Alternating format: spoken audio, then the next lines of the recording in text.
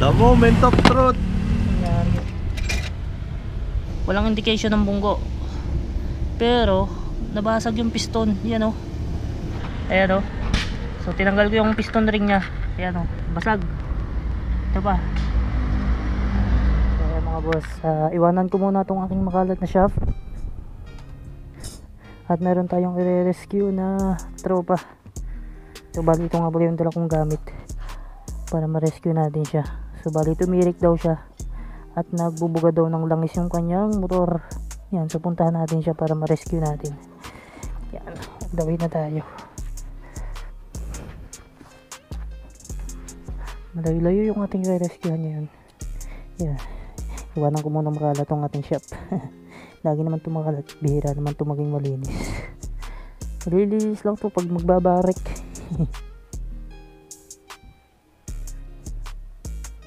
Sige, tara, let's go.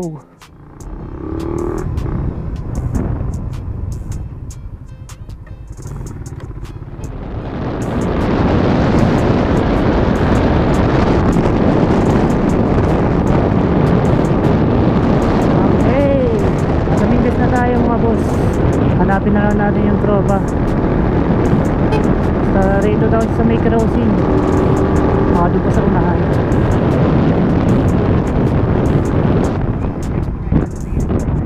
Ayun, nakita ko na.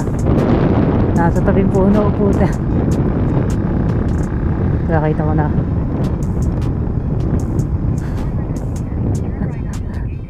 Ano nangyari pare? Baka naman may hangover pa yan. Baka naman may hangover pa, binayahin mo na, magsusukat talaga yan. Baka naman may hangover pa, binayahin mo na.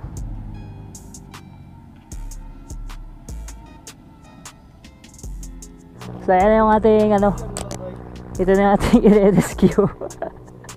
Ula-ula ka kasi magpatakbo. Ayan, so bali ang problema nito ay sumusuka daw na langis. Tansya ko kasi dito, ito yung hangover pa, pinatakbo na.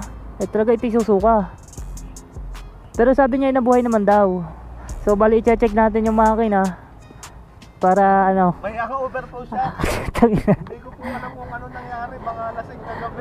Ay lasing pa yan, biniyahe mo kaya talaga susuka. Pag nagbi-blink pa rin ng pula, recording. Ha? Recording yun.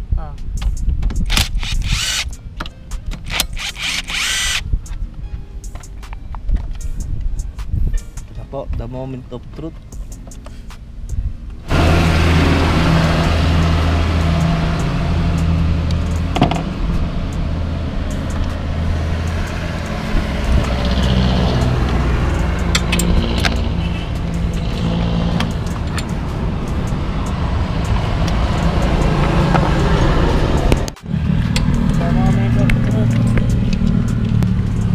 The moment of truth.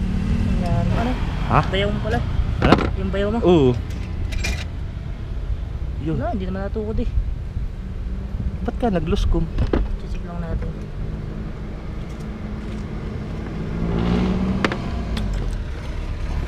Dre, totoo ka na Dre. Diyan mo na, yung bablog kami.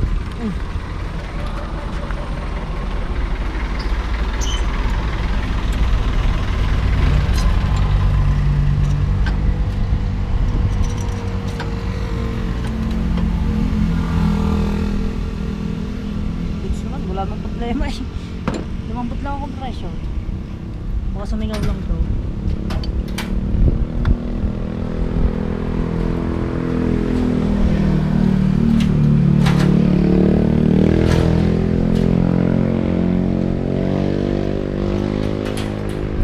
Lumambot lang daw. Ha? Lumambot lang daw. Alin pa rin naman ba? Lumambot lang. Baka sumingaw lang to. Wala naman eh. Okay naman. Okay naman? Safe. Lang kayod. Lang kayod. Safe na safe. Kain na lang. Oo. Dito lang sa head. Ayan, so bali chinik ko na yung kanyang block. Goods naman. Wala namang gas-gas tong kanyang bore. So may ano, may bakas pero normal lang yan. Pero hindi siya nasasalat ng kamay. Kasi ito kasi under break in pa. Tapos chinik ko yung kanyang head. Goods din naman. So bali siguro ano, Sumingaw lang. Wala lang siguro sa hasataw. Wala namang indication ng umpog or bunggo. Kailangan lang kasi hahasain lang to. Kasi babalik na lang ulit. Ayan, so nabaklas ko na yung head. Hindi ko lang binaklas yung kanyang valve spring. So i-check natin kung alin yung may leak dito, kung sa intake or sa exhaust. Lagyan natin ng gasolina. Ayan.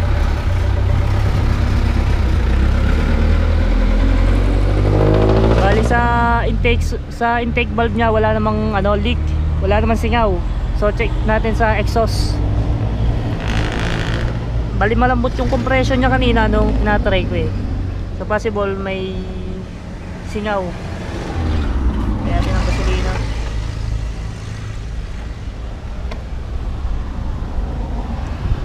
Ayun. Okay, so wala din naman siyang wala ding singaw yung kanyang exhaust. So walang problema sa walang problema sa barbula. So ayan mga boss, so ngayon ko lang napansin, kasi kakabit ko na sana yung block. Napansin ko ito palang piston ay may tama. Ayan may basag Ayan basag pati yung likod. Bago pa lang steel bore. Bakit ganun? Bakit nabasag agad? Kung i-check natin yung valve packet nya, wala namang bakas ng bunggo. Yan, so maayos yung pagkaka-valve packet nyan. Walang indication ng bunggo. Pero nabasag yung piston. Yan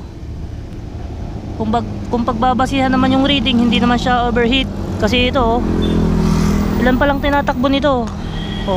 Yan, nabasa lang ng gas yan, kaya medyo umitim. Pero madilaw to kanina. Pero yung piston nabasag. Ngayon ko lang napansin. Akala ko kanina walang problema sa piston. Akala ko yun sumingaw lang. So ito rin siguro yung dahilan kung bakit siya nagbo-blow by, kung bakit nagsusuka ng langis. Wala pang 1,000 tinatakbo nito. Under brake in pa to eh. Ayan basag. Yung wala napansin, basag pala to. Bibilan tutuloy ngayon ng bagong block or piston. Pero mas maganda buo na. Ayan so tinanggal ko yung piston ring nya. Ayan basag. Ito pa. So ngayon ko lang to na-encounter dito sa steel bore. Hindi lang ako naka-encounter ng ganito, nagkabasag. Ayan, goods naman yung piston ring, walang problema So nabasag lang talaga siya.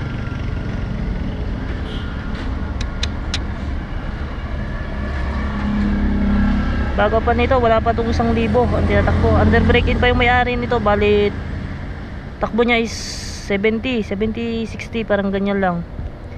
Bali magbe-break in siya talaga ngayon. Ito nga, tumawag siya sa akin kasi tumirik nga siya. So ito pala yung dahilan kung bakit nag-blow by. So check yung nozzle niya, baka may barado kaya naman hindi siya na-lubricate. Pero yung nozzle nito okay naman kasi yung likod naman ng piston basang-basa. Ayan basang-basa naman ang langis. So imposibleng hindi siya nag-lubricate. Yan, so no choice, magpapalito ng bagong block. So ayan na mga boss, since nabasag nga yung piston steel bore, so ito yan, so walang gas kaso bangas. So maganda na sana yung sunog, goods na sana.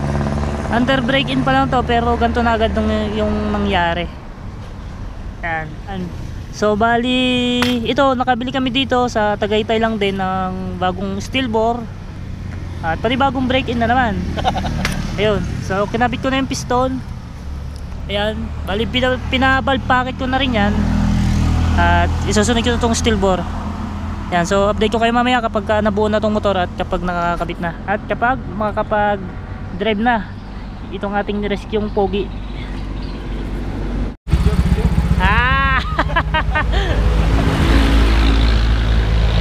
Alex, say hi. So ayan na mga boss, gumagana na yung Mio Soul i125. Ayan, pinalitan natin ng bagong piston. saka bagong block. Yan, okay na siya ngayon. Balik ulit sa zero yung pagbe-break-in nito. Kalahin nyo, dito pa kami nagkarga on the spot sa Mindes, Tagaytay. Yan, okay na siya. Yan. Ano? Karga pa. Karga pa. Yan, hanggat di nadadala. Ayan, so okay na to mga boss. Hanggang dito na tayo. Ride safe. Peace out.